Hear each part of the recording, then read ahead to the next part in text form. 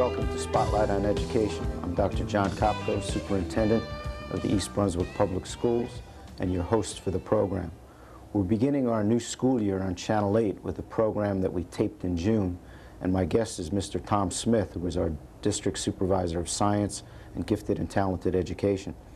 The topic for today's program is environmental education at the 6th grade level. And I'd like to begin with basically an overview of our 6th grade program. And Tom, maybe you could tell our audience what can our 6th graders expect to learn this year in science? Sure. Thank you for inviting me here. The 6th grade program is really the culminating year of our elementary program, SCIS, which is Science Curriculum Improvement Study. It's a spiral curriculum in life and physical science, which means it builds on the previous year's learnings each succeeding year. In 6th grade, the focus is on ecosystems, which is large assemblages of plants and animals that live in a particular environment. And we do a considerable amount of field work based on this topic. We begin the year by taking the students to Dallenbach's Community Park, where students are given instruction in a natural environment by their teachers in a local environment which they're familiar with. Following that, they're taken to Hutchinson Memorial Forest, which is run by Rutgers University. It's generally agreed upon by scientists that the forest, as it exists today, is probably the only forest of its kind in the state that has been untouched since Europeans came to the United States. So they're looking at what's called the climax forest and looking at successional plots that Rutgers has set up, showing the different stages of forest growth from a bare field into a mature forest. On the same day, they visit Hellier Woods, which is also owned by Rutgers University, to look at the diversity of trees there. In the early spring, late winter, early spring, they visit the Coney Island Aquarium, which has been recently refurbished to look at marine habitats and marine environments, both deep sea, coastal habitats, Arctic and Antarctic environments. And that trip is followed up by a trip to Sandy Hook later in the spring, where students actually do some sampling on the ocean side of the hook, on the bay side of the hook, and look at the ecology of estuaries. In all of these field experiences, there's a lot of data collection and data analysis. So we really feel that the kinds of things that can be done in the classroom should be done in the classroom, and the kinds of things that should be done in the field should be done there. In late spring, the students return to Dallenbach's, and when they return to Dallenbach's, they have prepared lessons in which they teach a particular ecological concept to first graders. So they sort of teach the first graders the things that they've learned, which is really an effective way to learn something. If you can teach it, you've probably learned it very well. And it's been a very successful program. The first graders really thrive and enjoy the experience. So we really have a field-oriented program in 6th grade with a lot of experiences outside the classroom. Well, I understand we do have a few tapes. Yes, we have a tape of, that was taken at Dallenbach's Community Park last fall of Mr. Kirshen's class experiencing some of the ecological concepts and being taught out there. Okay, let's take a look at those tapes.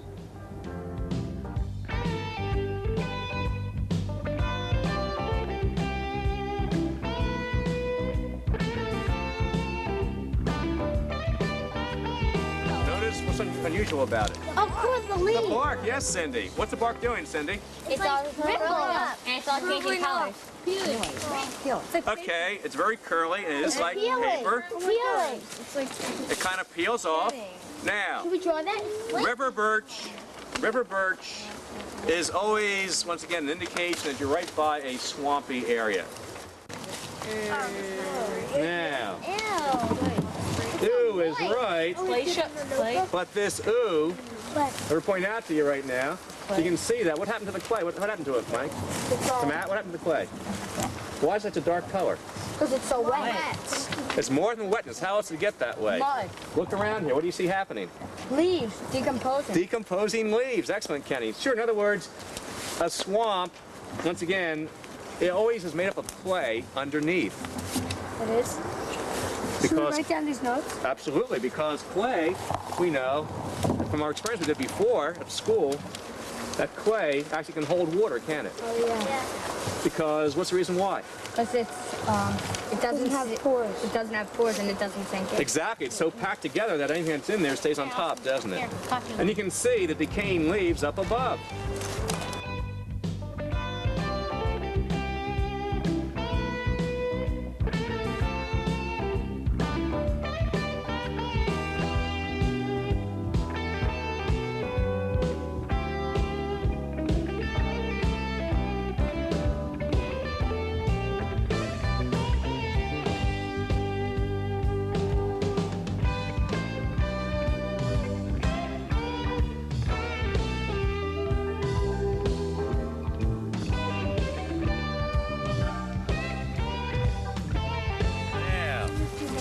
Notice, in case you have various activities to choose from, I brought along that chart. So in case you want to go ahead and devise your own pond food chain, remember that it begins with some kind of water plant. We've seen some plants already, haven't we? Once again, there are different kinds of plants we've seen. Pondweeds, Nacris, Fontanellus, those kind of leafy kind of plants, naiads. The ones that we saw that were dying were naiads. We know that the various kind of animals can be involved in this process. The various kinds of fish. You mentioned things as minnows and sunnies. Once again, we've seen various kinds of waterfowl, ducks and geese, and something called killdeer. So there are some animals to be thinking about for that. And also you may find some animals that are... Anybody know what the pH factor is all about? Anybody have any idea what that means, Ajay? Acidity. Acidity. Whether water is like acid water or whether it is like a sweeter water that's called alkaline water. Anybody know what's supposed to be the perfect balance in water that's neither acid or alkaline but good for tasting purposes? Not sure? Well, generally, if you look at your drinking water that you get out of the tap, it's usually right in the middle. It's right, neither acid nor alkaline. We'll have a chance to test it over right now. I tested that.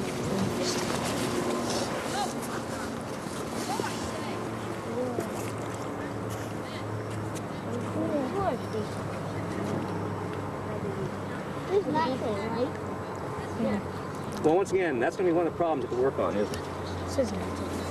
Now, according to the test, we're going to get some help here. Right now, I'd like you, Christine, to kind of hold this for me. I'm going to go ahead and I'm going to add 10 drops of an indicator. So we're going to go ahead and add 10 drops now to our...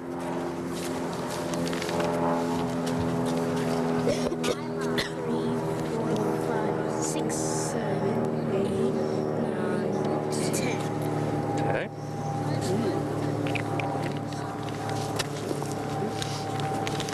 Go ahead and put our cap on. You have a chance to shake it for us, okay? And give it a good shake for us. All the way around. We're gonna work in the pond. All right. That stuff and everything. Yeah. What color do you think it is? Like an aqua color. Like an aqua, pretty clear color? Yeah, it's some bluish. More of a bluish color. So what is the indication? 7.0. 7.0. Guess what 7.0 is? Neutral? Neutral, exactly. That means this water is good water for drinking purposes. Cool. If you boil it, of course. Okay.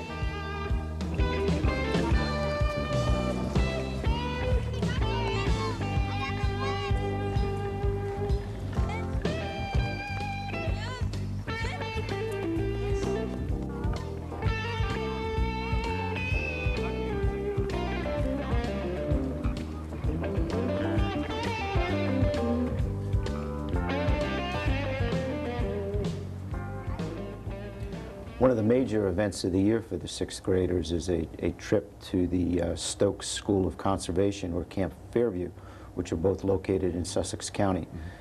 Could you explain the purpose of that trip and what are some of the activities that take place when the students are there? Sure. That trip was initiated back in the early 70s, late 60s, I believe. It was when the sixth graders were at the elementary schools, and it was sort of a culminating activity of their 6 years in elementary before they moved on to the junior high school. So it was a trip that was designed to study environmental issues at a time when environmental issues were really coming to the forefront in the United States. It was the time of the first Earth Day, and people were really concerned about environmental quality. It's grown into a trip that's more than a science trip. It's really multifaceted. We try to keep the program at Stokes and Fairview very similar. Stokes is a very old camp. It was built, many parts of Stokes were built by the CCC during the Depression. It's run by the Montclair State College. Fairview Lake Camp is run by the YMCA, and it has a little more recreational flavor to it, but the programs that we run at both places are very similar. We have staff from both Stokes and Fairview that run programs for the students, and our own teachers actually teach when they're up there. We have a tremendous amount of staff and parent support, and this trip would not be able to be run without that. It's really crucial that the parents support us, and they've been wonderful in doing that. Some of the lessons that we run out there, we usually run about 4 lessons per day for the students in small groups of 12 to 15, and then we have evening activities that follow up on that. Some examples of programs that we run include wildlife ecology, water ecology, but we also run programs like Art and Nature, which focuses on the arts. We run a program called Colonial Heritage, Colonial Crafts, Colonial Cooking, which looks at history of that particular area during the colonial times. And we also run programs that focus on social interactions of students. We have a program called New Games, in which students participate in non-competitive games. No one wins, no one loses, but everyone has a lot of fun. And something called ASEs, Action Socialization Experiences, which are experiences where groups of kids learn to work together to solve a problem. And the problem can't be solved without the cooperation of everyone in the group. So as I mentioned before, the focus is to some extent on science, but really interdisciplinary, and that's what environmental education is all about. And we have some clips of some of these activities that were taken at Stokes this past May, and you can take a look at those now. Great.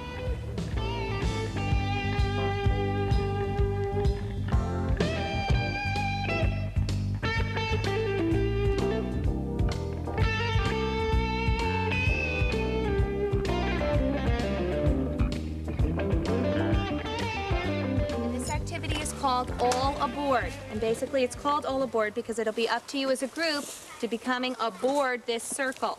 So if I could get some help, we'll lay our circle out, make it nice and round. Okay? Okay. What I'd like to do is share with you first what your problem is as a team, and you guys are going to really need to listen carefully because you're a big group. You're bigger than some of the others, okay? Your problem as a group is to get everyone inside of this circle at one time so that no one is touching the ground outside of the circle, and as you are successful as a team, the circle is going to get smaller. Each time it'll be reduced, so it's going to get harder and harder. First time, you might be very successful getting everybody with 2 feet in, just like that. Next time, it won't be so easy. Here, you have to get in. There's a nice space in the middle. You guys are wasting space already. Somebody move in. Okay, ready? 10, 9, 8, 7, 6, 5, 4, 3, 2, 1. Step out. Okay? Watch the sides. You go in the middle first. Start thinking as a team. What you're going to do as your space gets smaller. Zero, go in the middle first. Try that. Zero, go in the middle. Ross and Josh are offering some advice. Zero, hop in the middle. And then Mike, you're like the second. Yeah, and now everybody Don't else go on the around. side though. Like just go like around like in the middle sort of. Okay, everybody in? Ready? 10, 9, 8, Seth. All right, we got to... This is the spider web. The problem is to get everyone through the web without waking the spider, ringing the bell. The rules are: 1, each student must use a different hole to go through the web. 2, if the bell rings, the spider is awakened. It scares everyone back to the starting point, and the group must begin again. 3, no one may touch the bell or the string holding the bell. Those are the rules. Okay, let's think of a plan. The biggest one should go through. Yeah. Okay, Ashton goes through. Ashton can go through. And more than one person can probably go through at a time as long as things don't shake. Well, I think we should just... Wait, the bell's shaking. The bell's shaking. Don't go through until it's stable. Okay, well, go. he went through already. Go, Ashton. Be careful. Wait. Oh. Okay. Okay, next person. Go ahead. Can I go through this one then? Go through this one. Wait, somebody's going. Okay, go now. Good job. God, wait, maybe we should let that sit. No. I'll help your shoulders when you're through. Wow. Get it on go. Yeah. Wait. Good work, good work, good work. 2 left. Okay, but when are you going through? A lot of Did hands. anyone go There are a through lot of this? hands. Right No here, one right has here, gone right here. through. This Right here. Okay. Try and get to this yet. Can you help lift her up? Oh, wait, what about our feet? Oh, yeah. Wait, no, I can't. Let me get under your shoulders. Yeah, don't worry. If I can help. Can parents help? Parent, no. No. You don't even exist. Okay. This is a compliment. Do this one. I do this one thing. Okay. That thing works better. All right.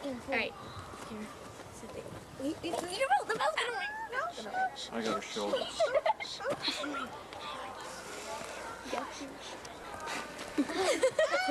Yes, One it left. was shaking. Okay. So which one's left? What hole? Okay, here we are at the beam. The problem for today is to get everyone over the beam as quickly as possible. There are 4 rules. Rule number 1, trees and other structures used to support this beam may not be touched. Number 2, logs and rocks and other materials may not be used to help you get over this beam. Number 3, once a person is over the beam and touching the ground on the opposite side, he or she may not assist anyone else over. However, you must help spot the remaining students over safely. And number 4, when getting down off the beam, you must roll on your stomach and then slide carefully down. Watch for your chin. Okay. Task is yours. Get the smallest piece of I'm spotting again. Go. Move back. Move back. Lisa. You go. It's her. Okay. We're doing it really good. Good job. Over this side. Lisa, stand here, right here, and hold her legs. Support. Oh. Watch out for the fingers.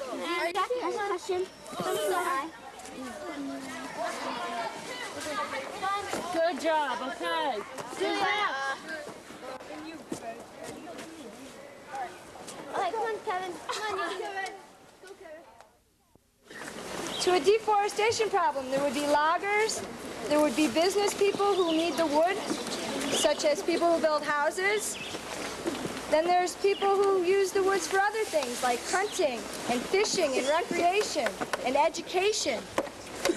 So all these different people who all have different ideas about what to do with something is the same as when you guys were in your group today. When you were at the beam or at the spider web or at Muse, maybe there was 12 people and they each had a different idea on how to solve the problem.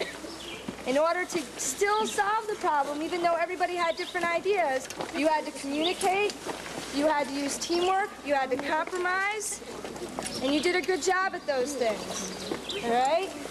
So everybody, take your right hand and pat the person next to you on the back.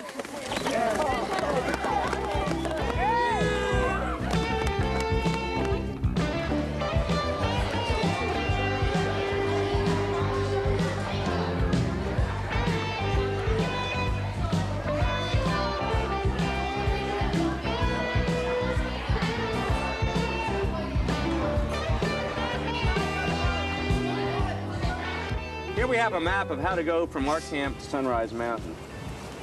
Would you be able to go there using just this map? Yeah. No, not mine. You kind of could. Because that's like the whole entire Soaks area, and it's not just on the map, so it doesn't show like the main routes on Do there. you see any kind of road that goes from our camp straight to Sunrise Mountain? No. So what it means then, The trail. there are some trails. You have to be able to, you can follow trails, that's true, but there's some trails on the exact top of it, and where we are, you're going to zig and zag all over the place to get there. But there's another way of getting there much faster. Oh, by helicopter? Using a compass. That's what we're going to be doing. We're doing something called orienteering, which means using a compass, be able to find your way anywhere, no matter what the land is like, no matter what the woods are like. It's a little round thing. Now let me show you something about the compass, and then we'll give you compasses and we'll have a chance to do some practicing. I'm going to show you an oversized make-believe compass and give you a surprising thing about a compass. There are mainly 3 parts to a compass, and we'll go ahead and share these in about 3 minutes. Now, the bottom part, the flat part, has this painted arrow on it that doesn't move at all. Believe it or not, this painted arrow, what you're going to be using to find your directions. Cool. I know why. And when you go ahead to use your compass, you're going to go ahead and always use your compass by putting it right against you like this. So the red arrow is right out in front of you. But that's not going to help you unless you know what this little thing in here is doing. I know, it's spinning around. It's telling where you're going if you're heading north or... No, north. Okay, in other words, you're saying, we know a little bit from our electricity magnetism unit, that obviously a compass needle, magnetic, is going to point toward magnetic north, isn't it? Which means you're going to be able to use that to help you find anywhere you want to go. Yeah, but wouldn't the wind blow it to another? No. Because inside of this is all housed inside of a liquid thing called a housing, so nothing can blow it at all. It's going to move, and whatever way the magnet is going to make it go, that's where it's going to end up. Now here's how you're going to use it. Suppose you want to go, let's say, 60 degrees. Well, you have your housing, which kind of turns and spins. What you're going to do is to bring this housing around, so eventually you have the 60 degrees lined up right on this painted arrow. You follow that? Then you're going to go ahead and you're going to keep moving around until this little red needle goes inside this painted arrow inside. Once it goes inside there, that means you're then facing the right direction. And then you're going to go ahead and follow this painted arrow to where you want to go. Let's go ahead and try it. Find our way through the woods. How long is this? How long is this gonna Yeah. Now? See, like this, come on. Okay, now you have it lined up. You get that red needle inside. Perfect, exactly. Not going to help us at all, though, is it? We're going to go in some other kind of direction. Read yourself around and make sure you have a little red needle. It's going to follow that painted arrow that's right here on the base of your compass. Oh, it has to be like that. Talk about the fact that a beaver is an herbivore. That means that it eats only vegetation, doesn't eat any meat at all. So we showed everybody the teeth of a beaver. The jaw right up here has the main tooth that sticks out. Usually there's a set of two. And those are used to chop down the trees and to gnaw the inner bark off of the tree, which is the part of the tree that the beaver eats. These teeth grow, just like our fingernails. So if the beaver didn't chew on a tree in order to wear them down, they would continue to grow. They'd continue to grow anyway, but they would actually get longer if they weren't continuously worn down. The average lifetime of a beaver is about 15 or 16 years. And if they live that long, over that time period, they're able to grow approximately 3 feet of front teeth. And we said that from the ground, that's about this high. So they would have teeth that long if they never gnawed on trees to wear them down. Pretty amazing. I'm going to pass this around so those of you who weren't here earlier can see. We also talked about the inside back teeth and how they're very different from our teeth. We are designed evolutionarily, sort of, so to speak, I guess I should say, to eat meat, both meat and vegetation. So our teeth have some sharp points and some flat areas. The beavers, who are total vegetarians, I guess you could say, they're not designed to eat any meat at all. They don't have any sharp points. They're pretty much flat, broad teeth, so they can grind up the vegetation. I'll pass that around, so those of you who didn't see it, pass it to those who are in need of seeing it.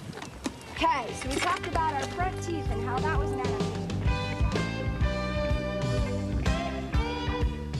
Okay, we're going to be doing an art in nature, drawing and painting actually color resist, and we're going to be using crayons, and then we're going to be using a watercolor wash over it. We have such a beautiful, beautiful area here that artists for centuries have used nature as an inspiration for their paintings. And we're going to look and see what you would like to do in the painting. What are some of the things that you could see here that you might draw? What are some trees? Okay, lots of different trees. Some of the trees have not even fully come out. The leaves, you don't even see all of the leaves yet. So you really see the structure of the trees. What other kind of trees do you have? What two different kinds of trees we talked about? Pine tree. Okay, the pine trees. We have piney point. And what other kind of trees, Justin? Deciduous. Oh, what does that mean? It means trees that their leaves fall off. Good, okay. And we could just see that the leaves now are coming out. It's probably very cold up here, and they're just now coming out.